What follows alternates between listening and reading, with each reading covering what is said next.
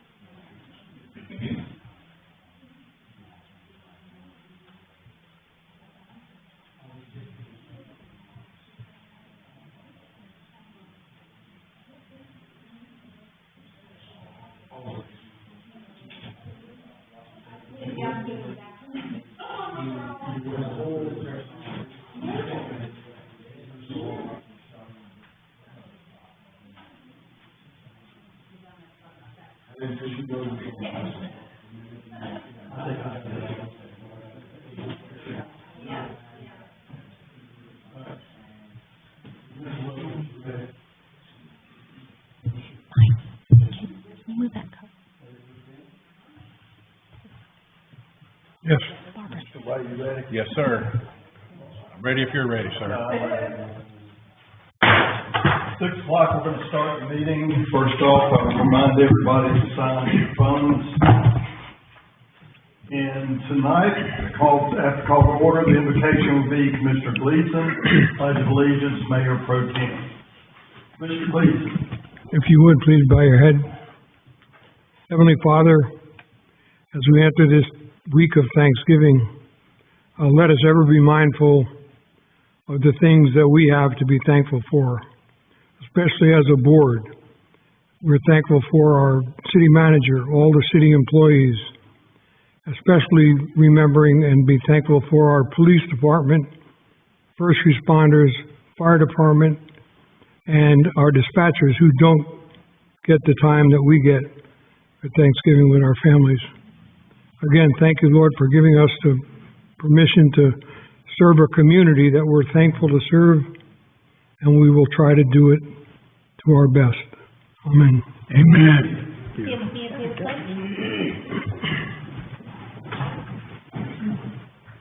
Allegiance to the flag of the United States of America and to the republic for which it stands, one nation, under God, indivisible, with liberty and justice for all.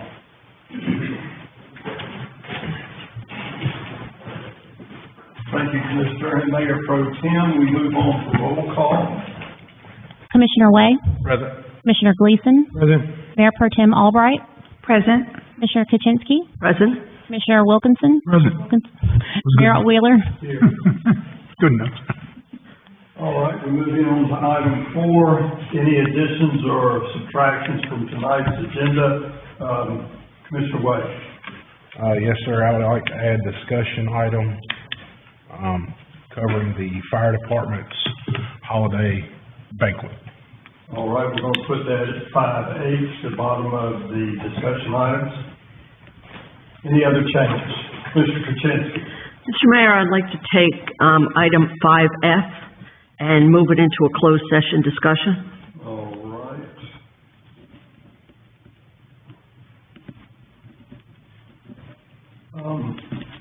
Any other changes or adjustments to the agenda? All right, at this time, I'll entertain a motion to approve the agenda with the two changes that were made. So moved. Motion is made by Commissioner Wilkins. All those in favor say aye. Aye. Opposed, no. Motion carries. All right, we move on to discussion items 5A. Presentation by Cynthia Ratliff, Executive Director, Granville County Chamber of Commerce. Good evening. Thank you so much, Mayor, and everyone for having me, Mr. Farmer, for your diligence to add me to your agenda.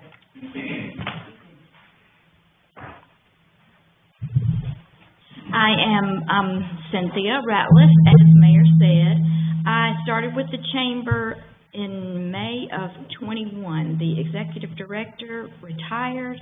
The admin left, and when I came, I was a temp, and there was an interim executive director, but she was very qualified.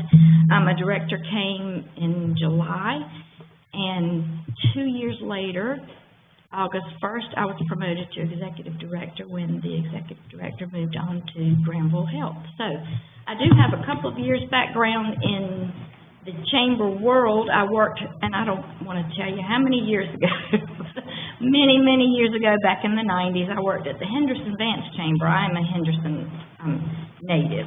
So I'm happy to be here. I'm happy to be a part of Granville County, and as you know, a neighboring county knows a lot about the other county, so it was nothing foreign to me when I started. The good news is, after I was promoted, there were a couple of months that I worked alone, but I was able to hire a new office manager, Jennifer Cavallo. She was the executive director for Granville Education Foundation. She was a volunteer and very familiar with the chamber world. Excuse me, got a little throat going on.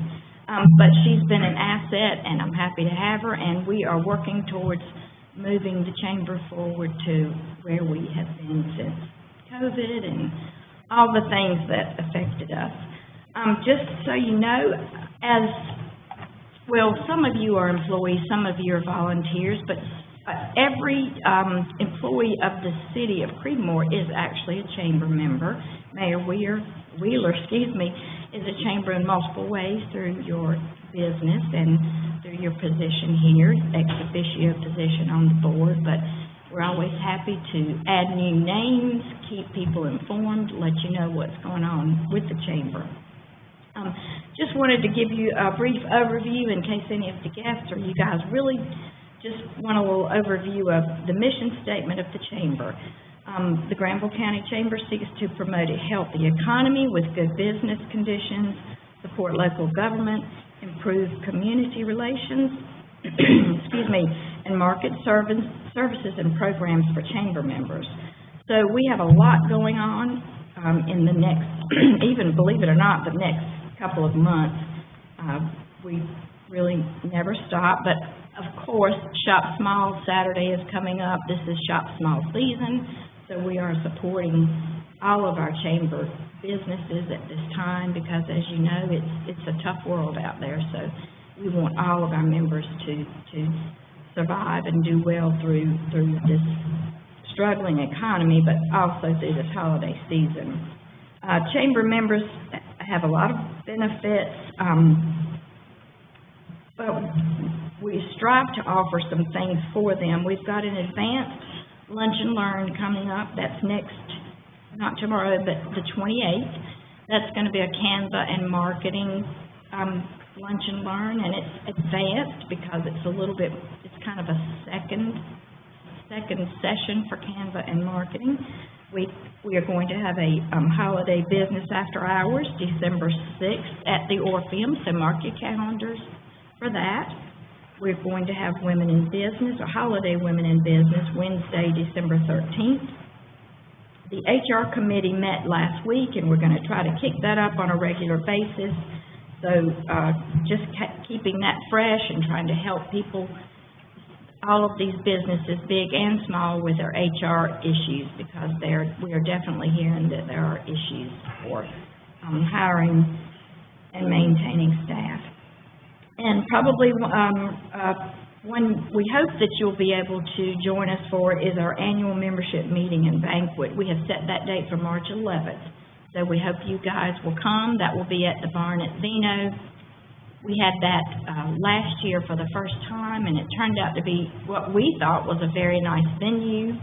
And we have got a few changes. We're going to announce the typical John Penn Citizen of the Year, but we're going to also highlight some student spotlights and the small business of the year. So we hope you guys can make it to that. So I don't want to take up too much time. Does anybody have any questions about the chamber or what's going on? One thing that you could do for me is, you send a list of the functions to the city manager or the city clerk. Absolutely. They can send it out to us, and Yes. we keep track of it. Do you get emails from us? Yes, ma'am. You do, okay. I will be sending out a save a date for the banquet, but we do send these events, but it will not hurt to send them out again. I totally understand. We want you guys to be involved. Any questions for Ms. Cynthia? Thank you for being here. Commissioner Kuczynski?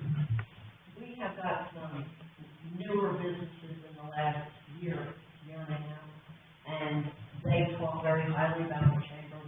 One of the shops that I go into got a chamber sign, and we got 2 new ones coming up, and I'm so excited for the growth that's starting on Main Street again in CREEDMOOR, and any help that you can give them, or any help you can give us to help them. Absolutely. I know, I spoke with Debbie Rogers, and she told me she's opening a plant store on Main Street, and I do not remember the other. The gun shop used to do. Okay, and is there something on your side, Mayor? Is there?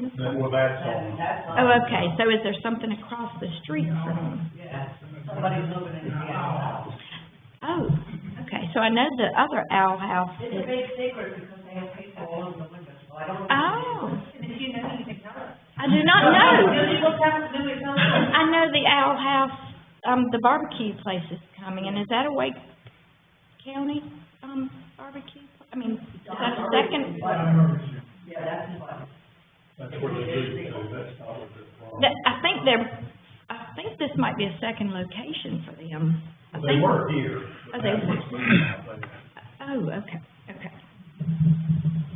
I do not know. We are always the last to know, we find out on. That is surprising. I'll do my best. I'll check with, maybe, Audrey with Economic Development or something like that. Maybe she'll know. Maybe, yes. But that's the thing, you know, you deal with the landlord, you get your license and you do what you need to do, and it's not something, you know, everybody gets told.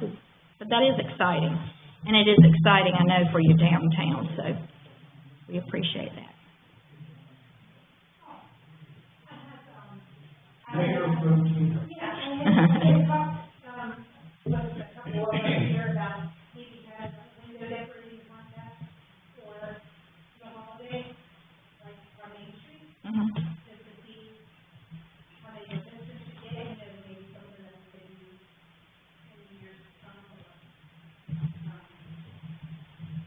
Do you guys have,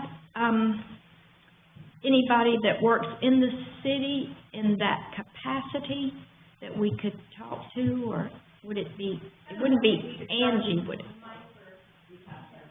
We have to possibly have it through the board. We'll forward with it, but.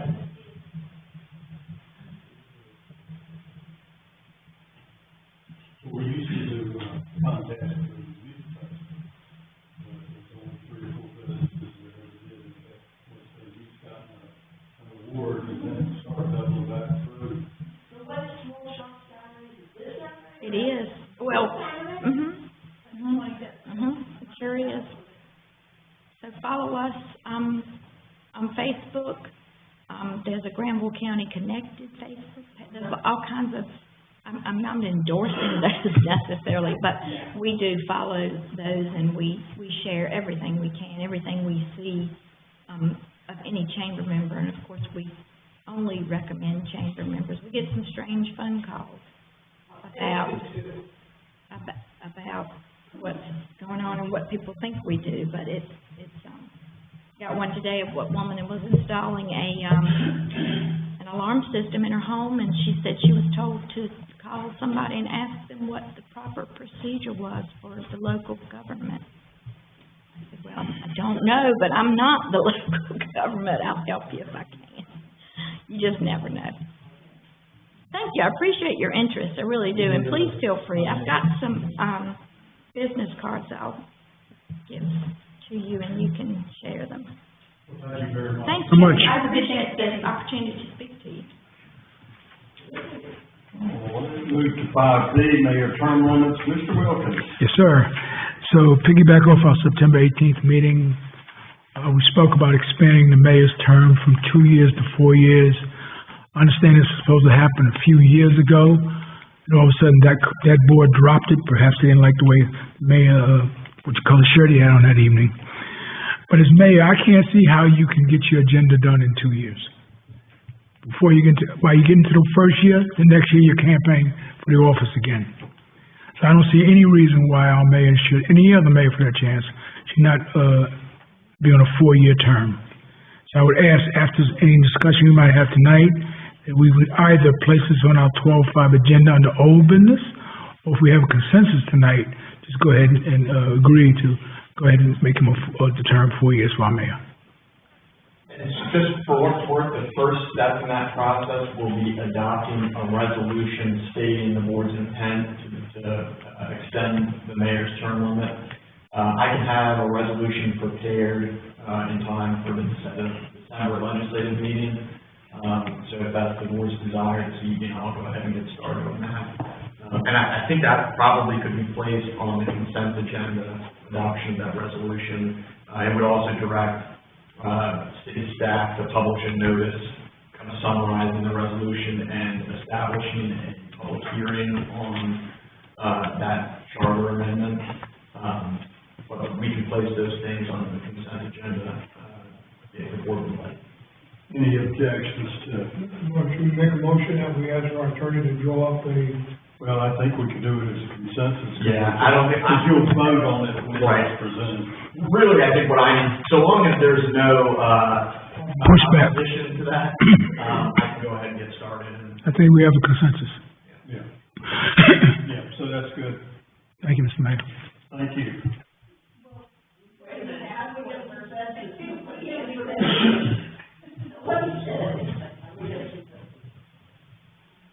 Well, I suppose I will ask, are there any commissioners who are specifically opposed to moving forward with that? What I asked was, there any problems with that? So, I don't hear any. So I think we're good. I think so too. All right, we move on to 5C, 5-year CIP update. City manager and director of things, I believe you're both involved with this.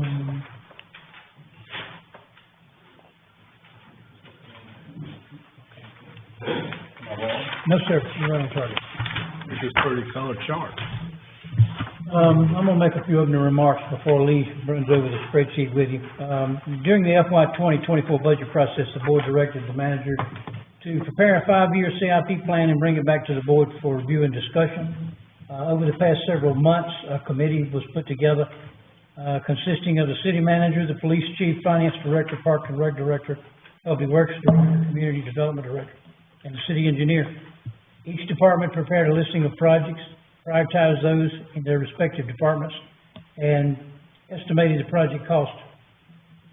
Any comments or feedback tonight, we'd like to get those. We don't necessarily need them tonight, but as you take time to look over this in the next couple of weeks or whatever, give us any feedback you can on the list. Are they in the correct priorities that you would like to have them in? And those, any comments that you have would be greatly appreciated. So I've asked the finance director to go through and just give you an overview of this spreadsheet that he put together based on all the department submissions. And so I'm gonna just turn it over to Lee and let him do that. All right, good evening, Mayor, Board.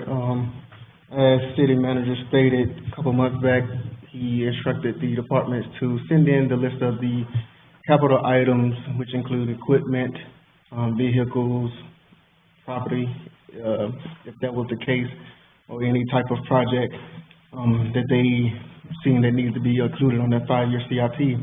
And once I got all of those back, I compiled them into one master spreadsheet and put them on the spreadsheet that you have before you. And on this spreadsheet, I didn't list them by department. I kind of listed them by category, which are the categories would be facilities, general government, public safety, fleet, which would be the vehicles, recreation, and infrastructure. They're not listed by priority. They're just listed there. If there's something that you would like to see, just before you is just a rough draft, just to get an idea of what it would look like at the end, but it's also based off of course, how you would like to see it. Each category has the total by fiscal year in each category. The funding source, in this case, majority of that you see they are general fund because we don't have any debt right now. Of course, later on down the road, if we see that a project has to go for debt service, that would be the funding source for that project. The project elements, which would be either design, construction, vehicles, land, whatever the project or whatever it is, that would be the project element. And then the department, under the categories, I list the department that kind of submitted it and what the project, the equipment, or what it correlates with each department. Then if you go to the bottom, at the back of the spreadsheet, you see where it breaks down your total overall per fiscal year. And it's broken up by the funding source, which would be general fund, stormwater, if it was a stormwater project, power bill, and other funding sources would be your grant money, or if it was debt service. And then you'll see your total capital cost at the bottom. And that's kind of the breakdown of the spreadsheet so far. And some of these items later on can be consolidated. If it's all related to one single project, it's a possibility of, combining those together and spreading them out across the fiscal years if need be. Like I said, this is just a rough draft to kind of start the conversation, because as you know, January, we're diving into budget. And that's where we're kind of get deeper into the conversation as far as what we want to make priority and how we want to fund it. And now, let me add to that, I sent out an email today to let the board know that we were unapproved for the loan, for the, grant, $320,000 grant for the sidewalk.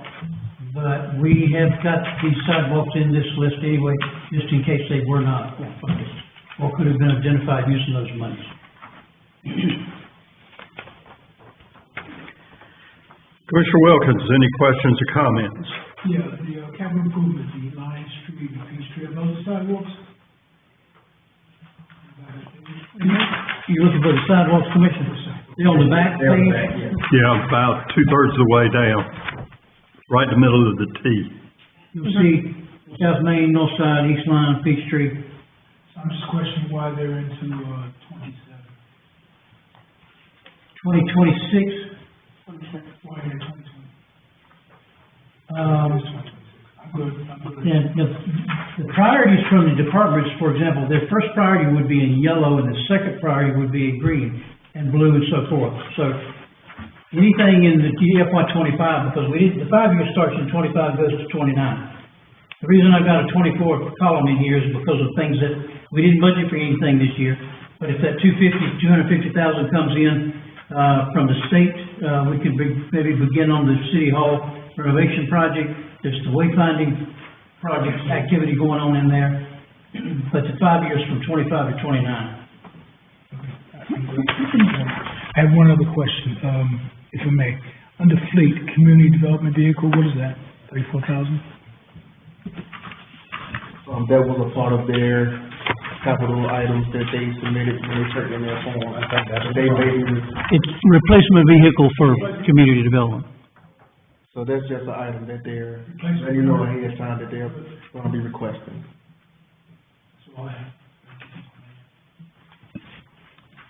Commissioner Way, any questions? No, sir, I'm gonna look and, see if there's any prioritizing that I'd like to see. I don't have anything at this time, I'll bring back at a later time. And Commissioner Kaczynski? So I'm wondering why we've got replacement vehicles for the police department next year. We just got brand new cars. Why do we need new ones next year? What are we replacing now? I kind of believe that's a part of the replacement policy that they kind of have on board to, as the older vehicles come about, enterprising through the lease, that they will be replacing those vehicles. I didn't think we had any more old vehicles. I thought Enterprise gave us a new fleet. Chief, can you respond to that question, please? So we currently have, I think 3 or 4, vehicles that are not new. We have some officers driving older vehicles, which, The Durangos? yes, Durangos, we have a couple Chargers. We have 2 employees or 2 officers, when they get sworn in, they'll take a Charger and a Durango, older Durango. So, and then after, it'll keep repeating because you wanna, the cars will mile out. Right. So you gotta kinda start a rotation of when you're gonna replace it. So these vehicles would replace the older vehicles and not the new ones.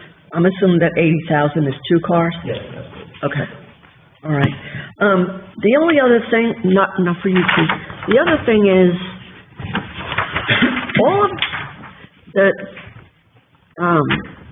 we need a storage building for our rec department.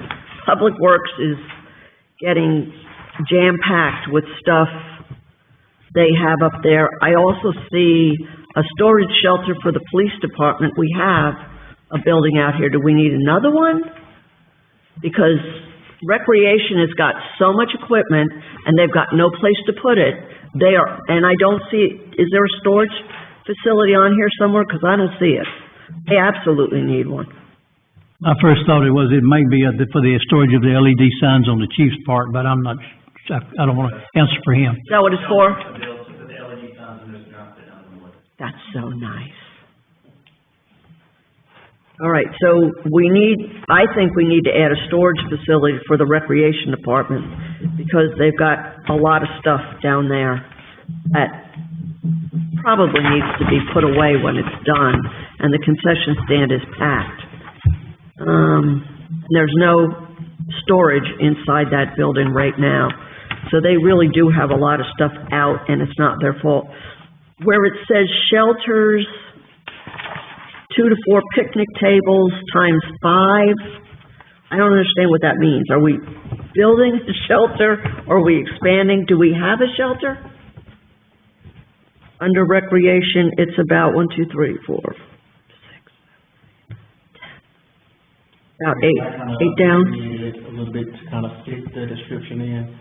If there's something you want me to go pull the exact detail, I can be definitely sure to let you know what all is included in those picnic tables and the placement, and whether it is, like I said, I got the, CIP from Chris.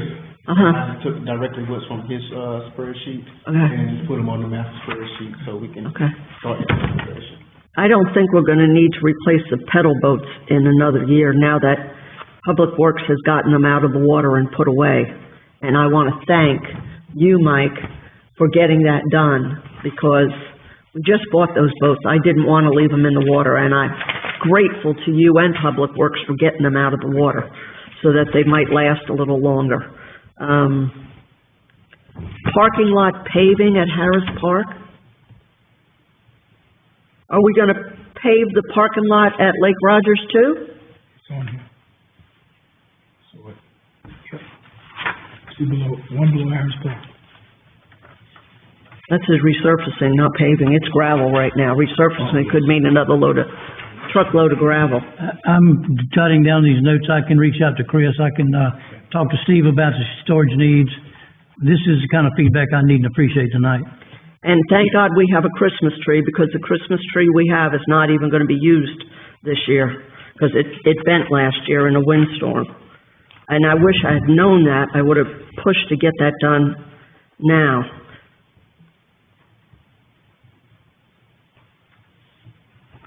Just FYI, Mr. City Manager, the vinyl flooring in the gymnasium at the seams is starting to buckle.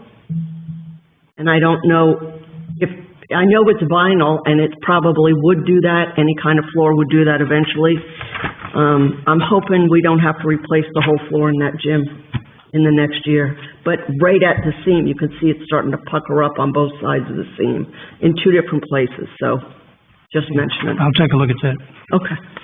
That's it. You know, again, we'll look at this, and as we start planning for next year's budget, I'll have some better figures. Yeah, I'm kind of on that same page. Protein. The only thing I had was, the farmer's market shelter. I don't know if we need a shelter so much as we need a location. Because I know we had talked about that several months ago, about where exactly we thought it might be in the coming years.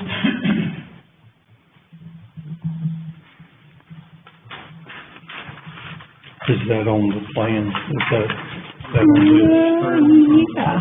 Yeah, it's like one-third from the bottom. Yeah. Put it on the Mike, you have any comment on that? It's something, just an item that came off the last list that never was able to address? Exactly. It had been intended to be part of the community center's parking lot. That was the vision back when the list was originally put together. If it changes, but the idea was, like you said, we want a farmer's market, just where can it be? Yeah. And I had said something to Chris one night when we were down there about maybe having it around the sidewalk of the track at the community center. You know, like people could put their stuff around and you could actually have a sidewalk to walk around. You know, you could put the vendors like on the inside, you know, of the thing to, you know, and then people could park up at the top and walk down. And I mean, at least you had somewhere, if it would be a day it was raining, you wouldn't have to, you know, walk in the mud if it was in a parking lot or something like that. I don't know, it was just a... Well, the original part was the sign over where the vet hospital is, under those trees right there at the edge. That way they'd have shade and a place to put their stuff, and usually wasn't real busy on Saturdays or Wednesdays or whenever they do. However, now with the Senior Citizen Center is usually packed parking lot, I don't think we can do that. Not on Saturday morning, no, is it? Well, we're talking about Wednesdays. So, if we decide to, kind of where she's having it now, it's kind of out of our jurisdiction. So that would have to be something that they need to work with the veterans. Yeah. Okay. That's what I was thinking. That's not ours, we're not involved. We're not at all. Yeah. And I don't know if we've got room anywhere up in our area for that right now. We talked about shutting down Sanderson Street on Saturday night and putting it here. Possibility. Thanks, sir. Yes, sir. And one more thing, just to note, like I said, as we get into the budget prep, you will be able to get a better view of how you will want to fund it, and if you want to fund it at all, because then you'll have everything for personnel, everything including your budget, so you'll be able better to prioritize what you want to fund for the upcoming fiscal year. I think this is awesome, Mr. Turner and your staff. This is good. It helps you, it helps us, and we can get this project back on track again moving when we know how much money we have in the irrigation, and I thank you all very, very much for this. Now, Mr. Frango, didn't you tell me that Power Bill funding was going up this year, or somebody said it? It has gone up, 10%. Yeah. Awesome. Yeah. The Bowman Road tank removal is the only other thing that's on here. but it's not till 2029. There's nothing wrong with it, we all just, we don't let it stay. We found out it's much cheaper to maintain it than to take it down. Tornado comes tomorrow, we will all stay with it, $2,000. Anything else? Thanks, sir. Thank you. All right, I guess it's all right to move along. The, 5D, CREEDMOOR Village conditions, is that Mr. City Manager, is you or? Mr. Frangos. Mr. Frank. Good evening, Mr. Mayor, members of the board. I'm sorry I was greeting you from my seat, earlier, but this is an item that it was my request to bring this forward to the board because I want to talk to y'all about CREEDMOOR Village. I wanted to be able to go through these conditions with you, kind of explain them and understand where we're coming from so that if there are questions and things, we could be aware and we could get the developer to address issues or fears or concerns or things that we might have. Obviously, there is a decision out there pending right now. We've had the public hearing for CZ 2023-02, and we're at this step where we have items still to consider and conditions to concoct and arrange. I just want to be clear in some of the questions that might have been asked at the last public hearing. You know, what sticks was something that Chad Abbott had brought up. What sticks in a conditional district approval? Well, the conditions are a really big sticking point. Those are the words, those are the details, those are the very, very specific items that are conditioned of the approval. The drawing, to me, is just a drawing. These drawings will change. The things that we are concerned about is the land use and the land use's impact on the surrounding neighborhood. So the plan is a plan, but it's called a conceptual master plan, meaning it's not final. It's not in the utmost detail. It's not anything that cannot be altered by a future decision by this board. We can only make the decisions that are in front of us. We're making a zoning decision, which is the very beginnings, of this project approval. But, contrarily, it is an entitlement. And as an entitlement, right, Kevin, it's strong. It's meaningful. People bank on entitlements. People go get loans for millions of dollars on entitlements.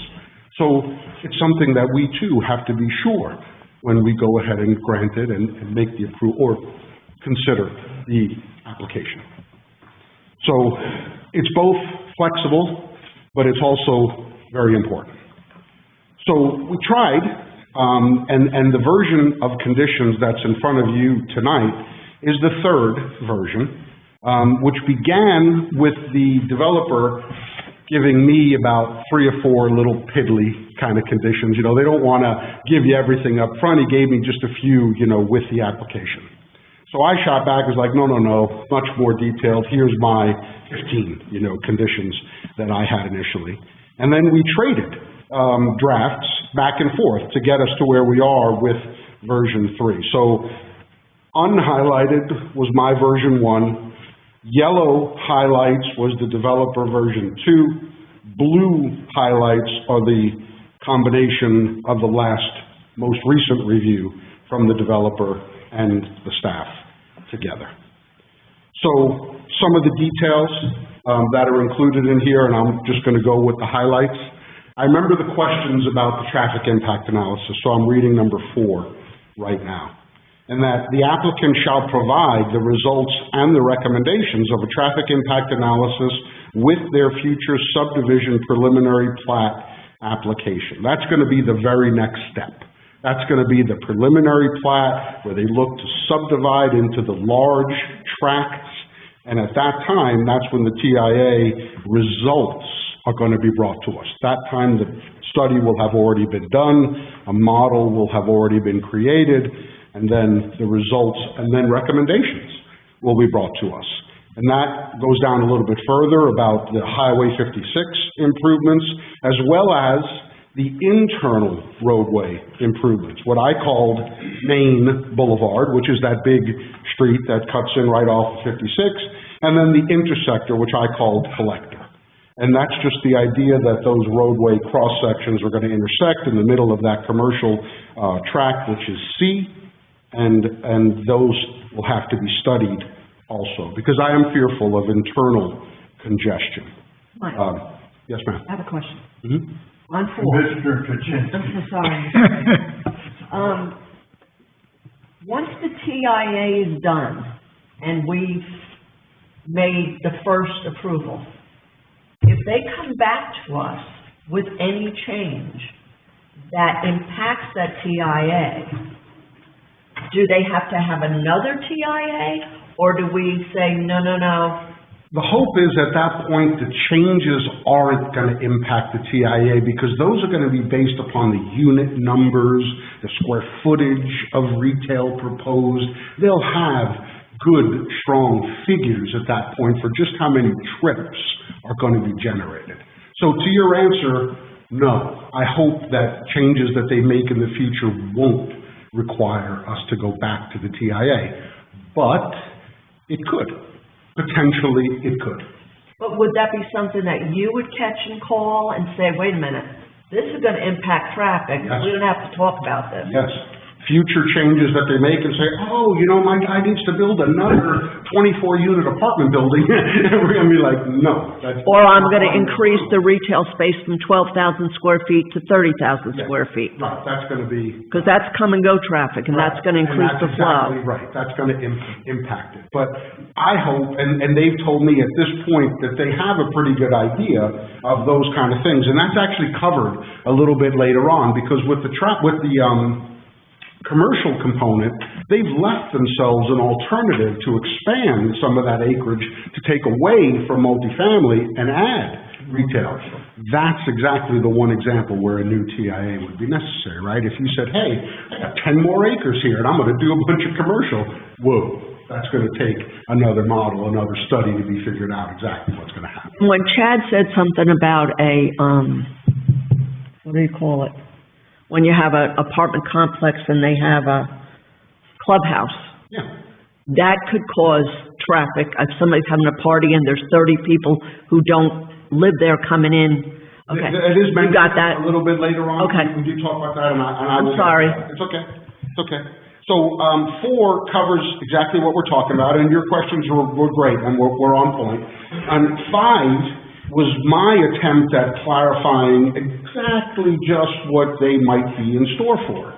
And they agreed that every one of these things, including pavement widening, resurfacing, turn lanes, drainage improvement, crosswalks, signals, etc., all the way including the 5-foot wide concrete sidewalk to be constructed along the frontage. But the key here was on a phased basis. We all know that they intend to parcel out these tracts, the 15-acre or 16-acre tracts, and one's going to a multifamily developer, and one's going to a townhome developer, and those are going to be developed likely at different times. So they don't want to be held responsible for every improvement along 56 when they might only be working on the townhomes, let's say. You know, you're not gonna have to put in a traffic signal 1,000 feet up the street because I'm building 30 townhomes over here. But the idea is that in phases, the improvements at the frontage will be done as required for that phase. 6 is key. 6 is obviously the density and the development potential and the real keys to the traffic impact analysis.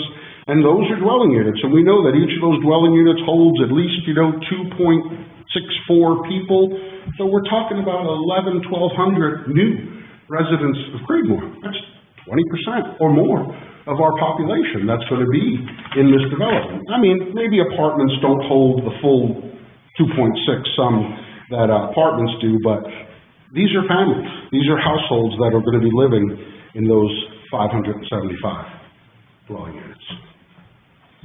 Number 7 is about the commercial uses specifically that we envision to be a typical C56, which our C56 district pretty much allows for all sorts of retail, office, professional, etc. But right now, it doesn't allow for residential. And that's exactly what, of course, CZ 2302 calls for. of those residential uses that would be allowed under the same approval. 7 talks about the expansion, a possibility of going upwards of those 14 acres. They do want to have the ability to go vertical up to 4 stories and 65 feet. I've told y'all before, I don't think the soil in Creedmoor will ever allow for that. I think it's a real difficulty engineering-wise to be able to build a 4-story building, but it doesn't hurt us if they do. It's more value if they do. It's better for us if they can build up and get more offices, more retail space, and additional commercial tax space. Number 8 is about the buffer around the perimeter, 20-foot type C low-density buffer, which is just a good idea all the way around. Condition 9 is just a little bit more detail about a development summary map. The real key here to 9, which they did not buff whatsoever, was the idea of utilities and where the water and wastewater connection points are going to be. We all know that we're giving this approval, and they know 100% that there is no water and sewer allocation along with this. They will have to come back to us at a later date with the idea of just how much it's going to take and what will they need as far as gallons per day of allocation. So number 9 is just intended to try to put all that together on one sheet so that we could consider all of those important points. Number 10 talks about rights-of-way and street widths, etc. What's quoted here is, of course, the minimum that our ordinance requires. On the other page of your agenda, we won't get to there yet, they do put in the particular cross-sections for each of those, and I'll explain that in a minute. 11 just talks about the details regarding the attached townhome development. No group bigger than 5. They have to provide overflow and oversized vehicle parking. I guess everybody nowadays has got an RV and a boat and a jet ski that they have to store somewhere. And then 11A and 11B just talks about being front-loaded or rear-loaded. The key there is the 26 feet. Most cars are about 20 feet long, so when you have a setback that's 26 feet long, you could squarely park one complete vehicle in your driveway without it impeding the sidewalk. 12, again, goes to that height maximum of 4 stories and 65 feet. I think the soil remains the same, but that's a possibility. 13 and 14 relate to the off-street parking. So they wordsmithed it a little bit, and I tried to untangle it from what they were trying to say. They were trying to make promises that they really couldn't deliver. In some of these cases, these one-side-of-the-street parking rules simply wouldn't apply because you got driveways lining both sides of the street. You can't park in front of driveways. You could say, oh, no parking all year day long, but you haven't really given anything. The idea that there will be limited one-side-of-the-street parking within the subdivision, within the townhome subdivision is what's important. So I think number 14 gets at it with parallel parking on one side of the street. 15 is the amenities package, which again will be provided proportionally. And they do want to include a clubhouse. That was the 4th bullet down, the first one that's in yellow. One clubhouse with property management office, mailbox kiosk, and assembly space available for residential use.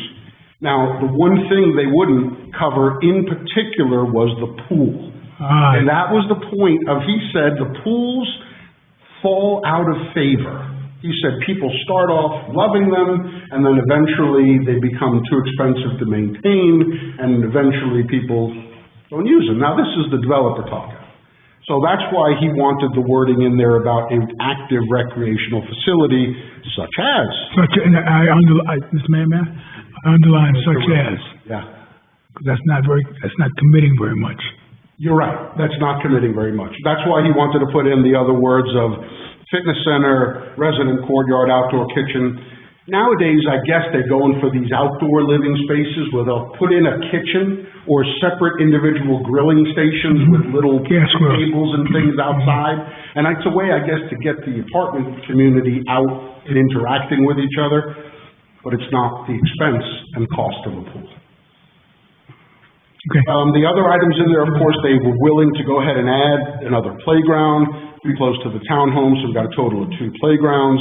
the extra mailbox, kiosk located near the townhome so they wouldn't have to interact with either the the multifamily or the commercial. They stuck with the dog park and the earthen trail from north to south. The earthen trail really, and I hate when people say this, but I'm gonna say this to y'all anyway, it's a sidewalk to nowhere, right? There are no connections on either end, but it will be an improvement on their property. So somebody could gently and easily walk from the north side to the south side and turn around and come back. You enjoyed a nice walk on an earthen trail, but you're not gonna go from Creedmoor Village to Lake Rogers just yet. You know, there is a time maybe in our future where there will be such a connection, but this developer can't be held responsible to. And then the one item that Mayor Wheeler and I enjoyed a conversation last week that we discussed relates specifically to vested rights. And vested rights isn't included in your conditions that were here, and I'm going to attribute it to this conversation that we're having right now. Our ordinance will allow them up to 5 years based upon this approval, because it is a multi-phased development, and we could give them, just simply granted as part of these conditions, up to 5 years to construct. If you, or if the developer wanted to go longer, they would need a developer's agreement with many more particulars and things in there. If they could go up to 20 years or something, right, Kevin? Yeah. Yeah, I know at least 7, they could theoretically go up to 20. But one of the things that we do want from them, and this is one of the things that I've left with them as a question, is we want milestones of activity. We want to know that this plan isn't just going to languish and this approval is going to be left in, real estate limbo forever. We want them to know we're going to come back with preliminary plat in short order. We want the TIA results, sometime, let's say, within the next year. We expect, different sorts of approvals, whether they be sedimentation erosion control or allocation requests or different things that we need to get in line. Now, they haven't given me what they're willing to put down as milestones yet, but I've suggested a bunch of those things that we need to look out for. We don't want this to fall out into bricks. And that's what I know y'all are looking for. So Mayor Wheeler gets credit for bringing that one up. So see, I do read these things. Yeah, he was definitely on point. Absolutely impressed. Mm-hmm. I'm very impressed. Thank you. So that will be an extra item. I won't put it in as another color, but that's gonna probably be, condition 16 or so. As we get down to the bottom, I'm gonna ask them what their milestones are.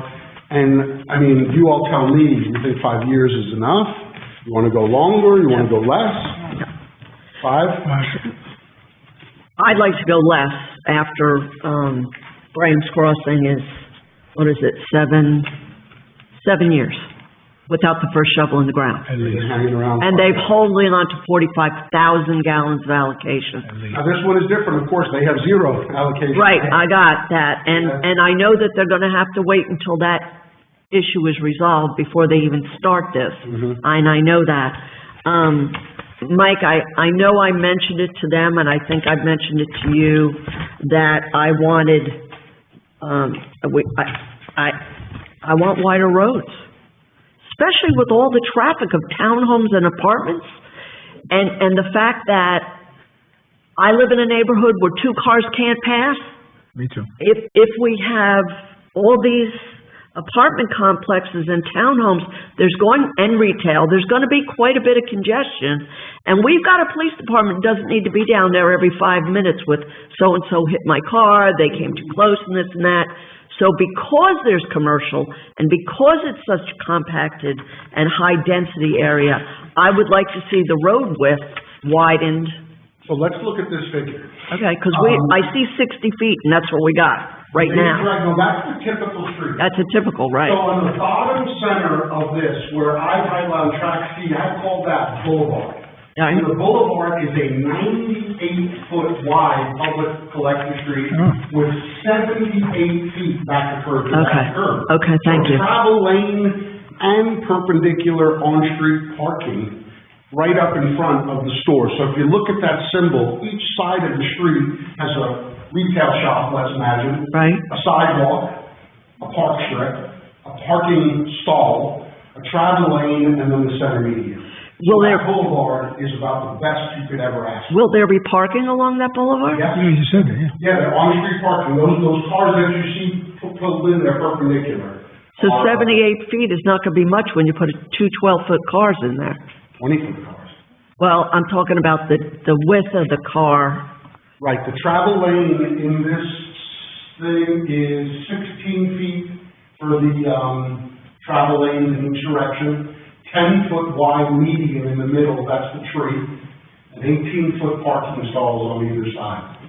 5-foot sidewalks, 6-foot sidewalks, and 4-foot. So I think that boulevard is really the best thing that we can ask for, and that goes right down the middle of C. That's the beginning of the CREEDMOOR collector. Okay. Now, that tapers down, though, to what we're calling the collector cross-section. That is the second box from the top on the right-hand side, and that one, too, is wider than our standard. I can't read it on the board, I'm gonna have to read it from my sheet.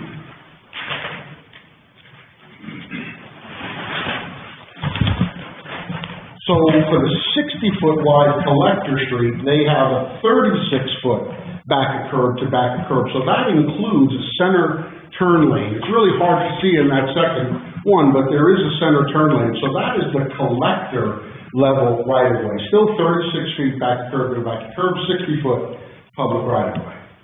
But the one that you're worried about, Commissioner, is at the top here, track B. The local one. And that is our typical, I'll call it typical, cross-section. 60-foot public right-of-way with 27 feet back of curb, and that only provides for 11 feet of drive-by. Right. So if you park two cars on either side, You ain't take gonna make away it. 16 feet from 22 feet, You're not leaves you gonna with about 5 feet. You're not getting a fire truck through a 5-foot wide opening. They're getting a car through. So will these roads be lined? Striped, I should say? Locals will not be striped. The collectors and the boulevard will be. Okay. So these details are included in, the CZ package. I've asked them to do a little bit better job of labeling them and including them. I want to address one more thing. The one that's the third box down on the right, and they call it 48-foot private right-of-way. Well, this is a misnomer.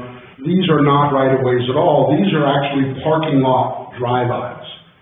So it's kind of when you go around in a complex in a parking lot, those are never going to be public rights-of-way. They're always just going to be parking lots. Right. So that's why I got them to delete the one at the bottom, which calls out a 48-foot public right-of-way, which almost assumes that we would somehow accept dedication of it, and we never would.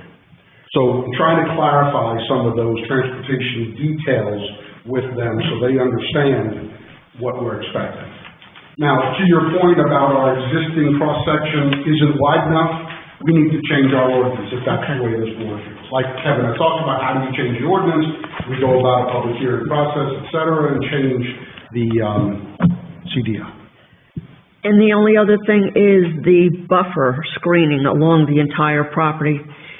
I would like to see a wider buffer on the Highway 56 side. I don't know, are they building right to the edge of the road, or there can't be? No, the 20-foot buffer is included on that side, which is really good, actually. 20 foot's a lot. Not if you're trying to sleep at night and there's cars back and forth on that road. That's Okay. my point. I get that. I understand that. But I think what their intent is gonna be is that right-of-way edge is still not finished, right? We're likely gonna see turn lanes into some of these, proposed intersections. We're gonna see widenings. Potentially the sidewalks will be on that side and the 20 feet. And then if you remember in the condition, the 20 feet can't just be natural. If it doesn't meet the minimums of the type C buffer, They have to add tree plantings. Yeah. So, in my mind, that's good. I don't think you're ever gonna shield the entirety of the road noise going by Highway 56, and if you live in an apartment right next to that right-of-way edge, you're gonna listen to cars going by. I think there's no doubt about it. But, And then I think for aesthetics too, it would look better if we saw some trees and we don't have, if these are 4-foot tall buildings, I don't need to see the whole building. I could just see the top of it and know that there's apartment complex Oh, there. yeah. Oh, yeah. But I would like to see a wider buffer. I would absolutely like to see a wider buffer on that side.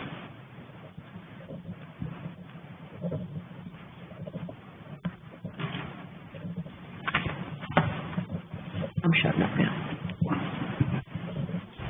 Any other questions or comments for? So did we decide on vested rights?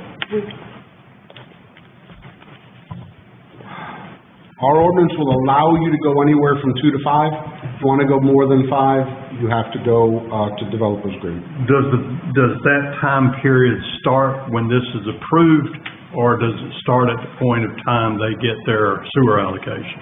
Well, that would be a milestone. And I think that milestone does certainly have to happen within the period of the vested rights. Right. But the vested rights applies to this decision, the decision that we would be making to amend the zoning map, which is really what we're doing with the conditional zoning. That decision would have the 5-year full grace period. But the milestones within that year will include things like utility allocation, which, we don't think could happen until year 3 anyway, right? Even in the best of terms, so. That's where I'm thinking the 5 years is appropriate, because it's gonna be 3 years before they can do anything. Go with that. Is that a general nod? Kevin, if something happens that Seguasa doesn't get this project written for them to do the first flush, would we have to revisit and extend? They'd have to ask us to extend. Yep. So I think there are a couple different ways that could happen. To Mike's point, I think they could come back with propose a developers agreement with a longer vesting period. Effectively, you could take the approval that was granted, assuming you approve the conditional zoning, they would roll that into a developers agreement that would have a longer vesting period. Another option would be for them to ask to amend the conditional zoning decision to extend the vesting period further. That would require us to go back through the public hearing process again. All those, so would a developers agreement. So there are a couple different ways that we could go about extending. You could also build in, I think, hypothetically, you could build in, for instance, we could build into this approval something to the effect of, city staff could administratively grant up to a 1-year approval or extension. If they need more time than that, they could come back to the board of commissioners for up to an additional 2-year extension beyond what's approved, or beyond what they're entitled to through the initial approval. There are, I think, a lot of different ways we could go about addressing that and building. These are the kind of same issues we talked about with Mr. Renew's project a few months ago. There are quite a few ways under the city's current ordinances that we can address the sewer capacity issue. We just have to decide which of those we will use. So are we saying in 3 to 5 years they have to finish this project or start this project? Start. All right, well, Commissioner Way, 2027 is the finish date for I-85, and that's 3 years from January. I think Now, 3 years. when I dream, I imagine. Your dream. I do dream about allocations. I dream that when Seguasa enters a hard and fast contract with the company that's going to actually build the pipes in the ground, I think that's a pretty firm point where we know it's going to happen. And I think at that point is when we, as the city, collective we, need to know how we're going to handle our allocations, et cetera, from that point forward.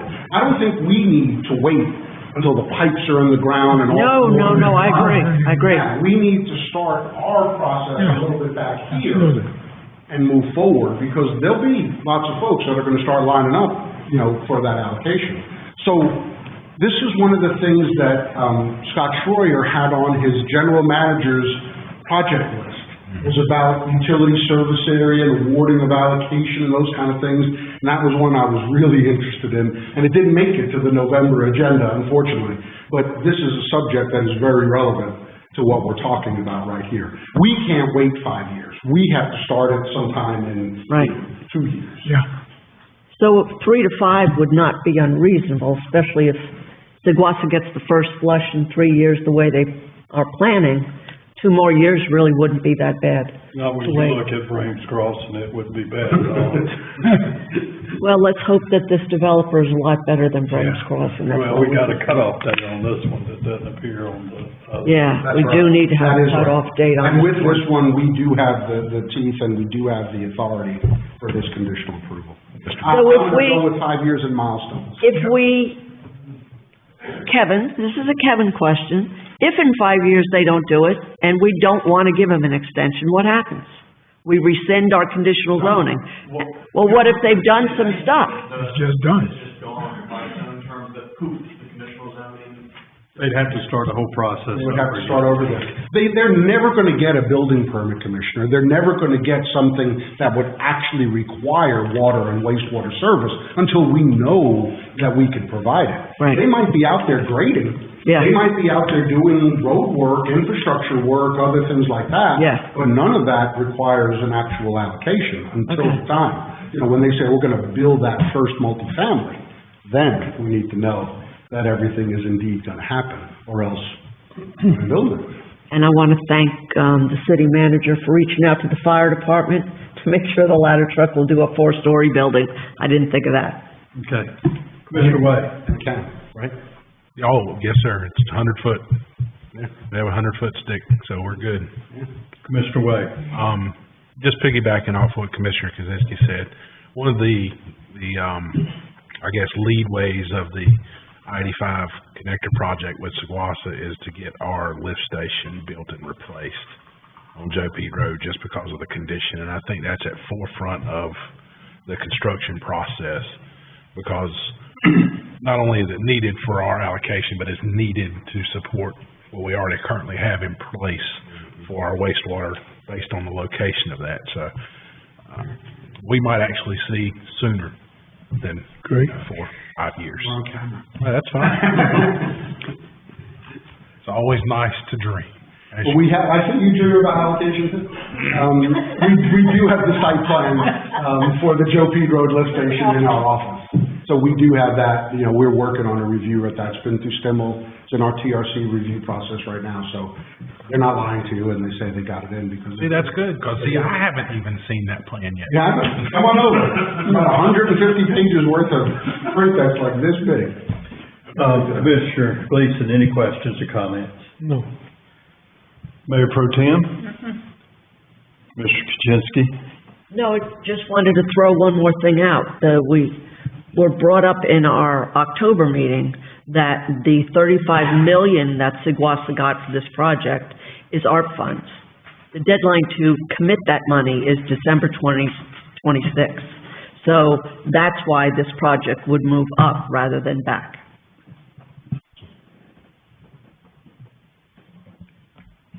Mr. Wilkins, any further? If all holds the form, I'm excited about this one.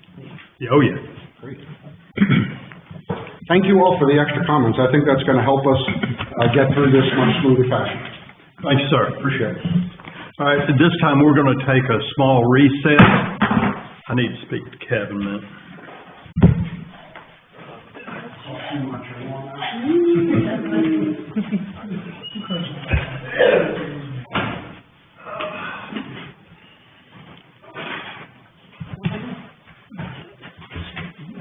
Debbie, you had a question about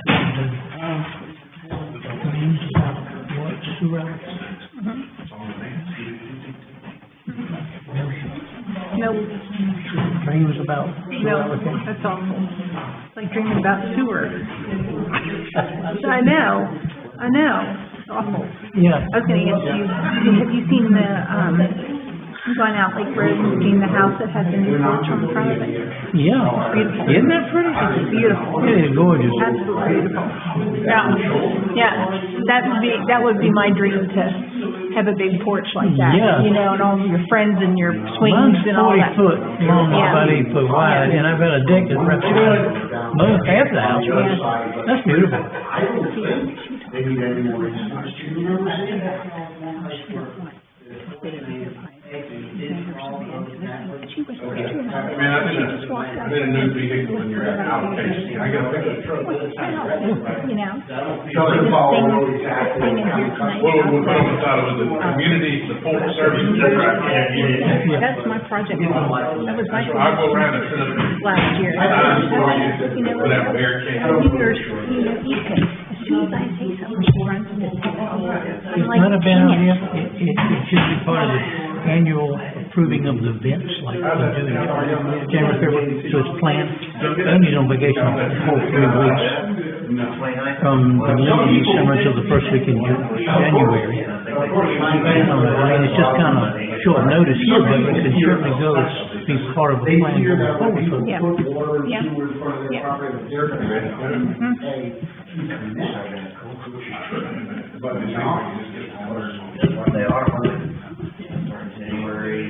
But I did forget to talk about the windows, because I had thought it would be a nice idea if we, you know, because I know Lauren over here, you know, cuts my hair, and, you know, a couple of the other people, you know, maybe the new person moving into the outhouse, whoever that may be, maybe they would like to do it, you know, just kind of, What's Lauren's last name?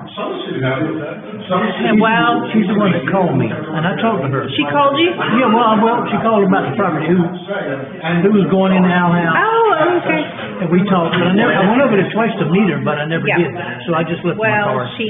she's Lauren Ashley, Yes. but she used to be Lauren, I don't know what her maiden name was. That's what she looks like. Okay. So when you walk in there, she's the first chair. On the left. Yeah, Okay. Yeah. I mean, when people call and want to talk about something, I like to do it face to face. I like to get to know them. Yep. So I walked over there twice to talk to her. Yeah, but that's her. She's got long black hair, but yeah, super nice girl. She's you know, she's just a good girl. She takes care of her boys, and, you know, they go on trips and all that kind of stuff. She's a little, I have heard her last name, but it wasn't actually, there's another name that's, yeah, her first name was Lauren. yeah, I may have put her in my phone.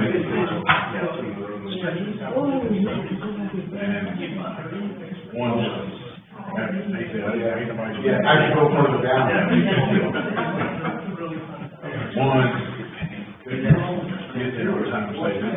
She used to be a Hicks. Lauren Hicks, Yeah, that's what it is. yep, That's right. It Yep. doesn't help anybody. I got Rigsby too. yes, I think that was her married name, Okay. yeah. Hicks She her doesn't- maiden name, Yes. Lauren's her maiden name, Rigsby's her maiden name, her married name, Rigsby's her married name. and Ashley, I think Ashley is her middle name, but that's what she uses as her Facebook thing. Yeah. Yes, that's what we're going to try to do, get them right. he had a question about that 5W contract and didn't want to do it. The 5W contract for the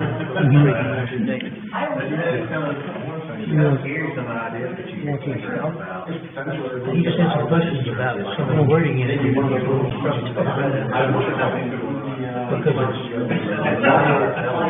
Hey, Mike, do you want to take a picture of this?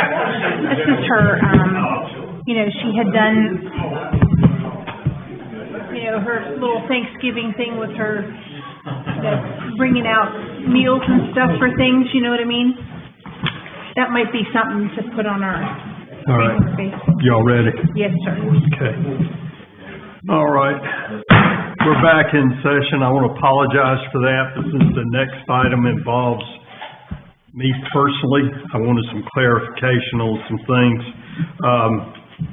We move to, the item 5D, permanent public parking access easement agreement. Kevin? So, if you recall, a couple months ago, Commissioner Way brought to the board's attention that the Masons were open to leasing their parking lot to the city to provide public parking. We also put the mayor on the spot and asked him whether he'd be open to potentially leasing his portion of that common parking lot, or Creedmoor Drugs portion of that common parking lot for public use. And he was reluctantly, we twisted his arm, but he was willing to do so. So we put together two draft public parking easements that are based on templates that our firm has used for other local government clients elsewhere. And I apologize, the draft that I sent to Mike for the 5W property, I think was mistakenly saved as a later draft. It was in fact the first draft. It is or is nearly an identical copy of the Masonic Lodge parking agreement. The mayor and I talked about a couple of those issues with that. These are draft easements. We'll need to make some edits to them before we're ready. But I wanted you all to have an opportunity to review them, to give me any comments you might have, and then we can present revised versions to the Masons and to Mayor Wheeler on behalf of the 5W. For each of those respective owners, a review and comment before we get kind of final agreed easements in place and ready for the board's approval. So things like the insurance provisions, the things like maintenance and upgrades to the surface, those are all things I think that are open for comment, both from the Masons and from 5W and from this board. Hopefully you all have had an adequate opportunity to review it. You can pass along your comments to me tonight or by email later on, and we can incorporate those edits in and then pass the draft uses along to the respective property owners. And I will facilitate this discussion, but I will not enter into it either way. So we'll start in the middle. Mayor Pro Tem, any questions or comments or anything you'd like to know? No, I think it'd be nice for the city to have some extra parking and nice for the help and the encouragement for our city to have these things. So, yeah. Commissioner Wilkins. Commissioner Gleason. No, sir. Commissioner Kaczynski. So is the grantor the city? The grantor for the respective property owners will be granting the easement to the city. All right, so when we get to insurance, it says the grantor will have a policy of commercial general liability insurance in the amount not less than $5 million. And we're calling this a lease agreement, but there is no money exchange. There's no terms, there's no financial terms. Right. The easements, at least as currently proposed, are being granted for the grantor's compensation is that the city will make improvements to their individual properties. Right, and that's why I think that the city wouldn't provide the insurance because we're not the owners. Well, but you'll see in paragraph 7.2, the city is also. Oh, okay, I see it now. Each entity that will have some regulatory authority over the property will have to maintain the will insurance. have some obligation to carry insurance for that. The amounts, are open to negotiation, I believe, but, I think each entity, the individual owners in the city, for their own protection, should carry some amount of insurance and liability coverage for that parking lot. Do we know that this 5W Corporation that the mayor has authority to speak on their behalf? Well, fortunately for our purposes tonight, we don't need anybody to speak on behalf of. Okay. But I trust that, if the mayor tells us that he's got authority when the time comes to bind 5W, we will, of course, trust but verify, but I'll take the mayor at his word. So everybody's gonna do $5 million insurance, that's good. And maintaining the traffic signs and markers, shouldn't we be responsible for that? Well, so the individual property owners, the way these typically work, and again, this is all subject, I think, to negotiation with the individual owners. And this will have to be kind of a three-party negotiation as well. If we wanted it to function as kind of one, cohesive public parking lot, we'll want the Masons and 5W to be on the same page about how, this will all take place. But, typically, the way these work, the property owner is responsible for kind of routine, regular maintenance of the lot. Kind of any, surfacing issues, replacement of signs, or installation originally of the signs would be the responsibility of the city. But again, that's all kind of subject to negotiation. Other than that, I think it looks fine. Commissioner Way? All right, so is that all you need for right now? Yes, that's all I need, so we will, I'll do one kind of final pass through these, and then we will send them off to the respective property owners. So somebody on behalf of 5W will likely be receiving one of these at some point. And then we can, city can enter into negotiations, with each individual property owner to kind of fine tune these agreements. And then, once we have tentative agreements in place, they'll come back before the board for approval. All right, any other questions? The estimated cost, that's on this document. Mike, did we get estimates from somebody who's gonna do all this, or is Public Works gonna do it, or what? What do you mean? All the estimated costs for the parking lot improvement. Grading, the paving. The city engineer put together those estimates. Thank you, Carl. Okay. Oh, when we negotiate for paving this lot, I would like us to include the Elm and Sanderford Street lot, which I have been waiting for 5 years to get that paved. So when we get to a paving company for all of that, I would like to incorporate the other paving project in it and maybe negotiate both of them at the same time.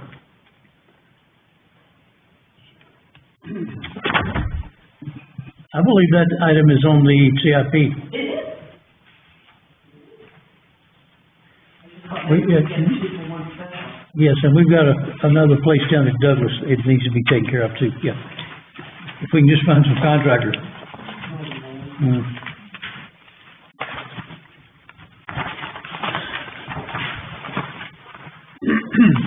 All right, let's see, where am I? I didn't know this was on the agenda. Huh? I didn't know this was on the agenda. All right, let's see, we moved that. 5G would be the next one, if I'm correct. Yes, sir. New Year's Eve on Main Street and alcohol waiver. Commissioner Kuczynski. I don't know how I missed this. All right, so in February, I suggested that maybe the city should do a New Year's Eve party on Main Street. Shut the street down, have food trucks, do an alcohol waiver. I did speak to the people from the City Tavern at the Veterans Breakfast. They said they think it's a wonderful idea. They believe it would bring a good crowd. There was a little conversation about what we would drop at midnight, and I offered to be put in a donkey costume and dropped off the ladder truck at midnight, if that's what everybody wanted me to do. I spoke to someone in our recreation department who said they didn't believe it would be very difficult to arrange, but I just want to find out how everybody feels about it. Chief, you get to answer first. Oh, Gordy's looking at me funny already. I would say with this late in the year, people have already made vacations, made plans in the police department. For next year.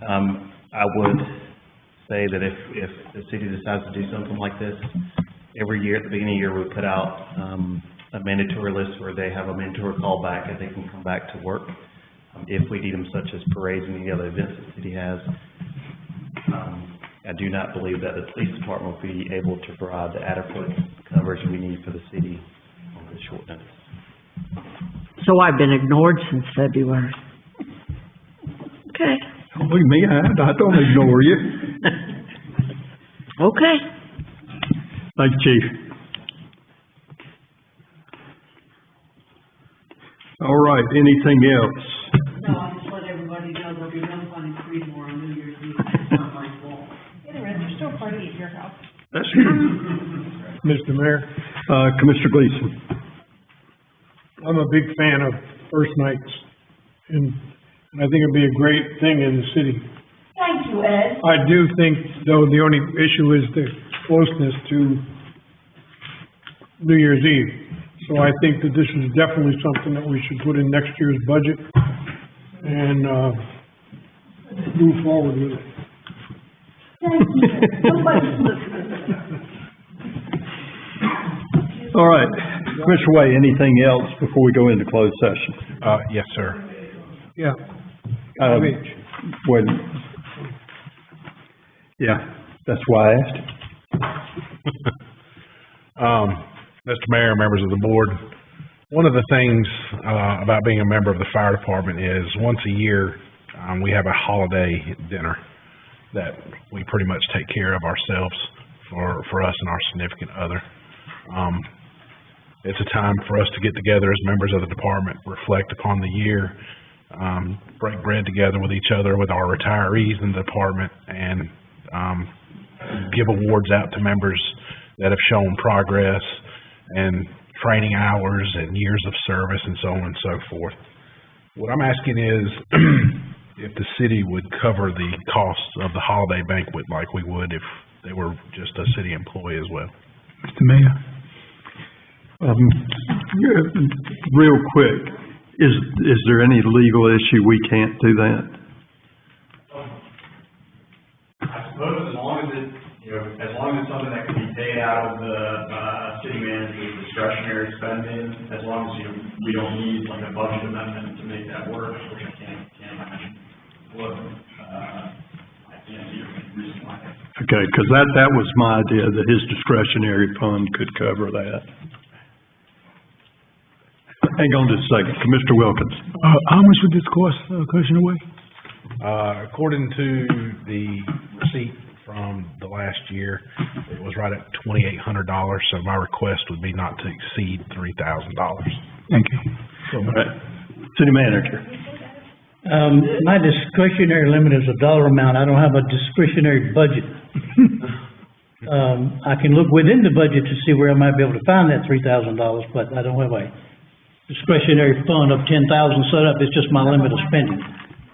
Mr. Mayor, Commissioner Wilkins. if he can't find, he got $600 out of my budget, and hopefully the other commissioners will. We're spending all your money on supper. That's towards food. Yeah. And the sugar-free tea. That's me. I would be glad to look into that if that's what. He will look into that. I'm going to offer it up. We will, I'm not sure what to do. Invited. Of course. Oh, all right, that's. I guess we can go ahead and approve it if he can. How would you like me to phrase this as, I would like to make this, Mr. Mayor, condition of the spending out of the discretionary budget of the city manager. Is that a motion? Yes, sir. Okay. Commissioner Gleason. And if need be, a budget amendment could be made. Yeah, if we have to. Yeah, so I think what I would suggest I hate budget is amendments. that we make a motion to direct the city manager to, Decide. I see, my eyes get wide whenever I, talk about directing the city manager, to try to find, funds for this, and if adequate funds can be found to, cover that cost. If there are not sufficient funds, Budget amendment. we'll come back for a budget amendment. We'll do that budget amendment at that time, and then we can make the official allocation. I wanted for the New Year's Eve party. that's what you do. And we can always, though, the fire department could go ahead and pay it. Right. And then we would reimburse them based on a budget amendment after the party. So, yeah, we can get you taken care of. Good under pressure. Okay, we have a motion on the floor as written by our city attorney. Did you get all that? Repeat it one more. Sarah. No idea what he said. Okay.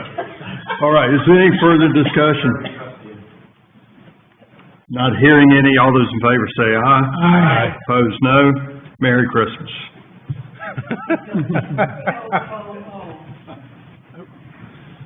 Mr. Mayor, I make a motion, we go into closed session. We have a motion to go into closed session by Commissioner Gleason. All those in favor say aye. Aye. Opposed, no. We are now adjourned into closed session.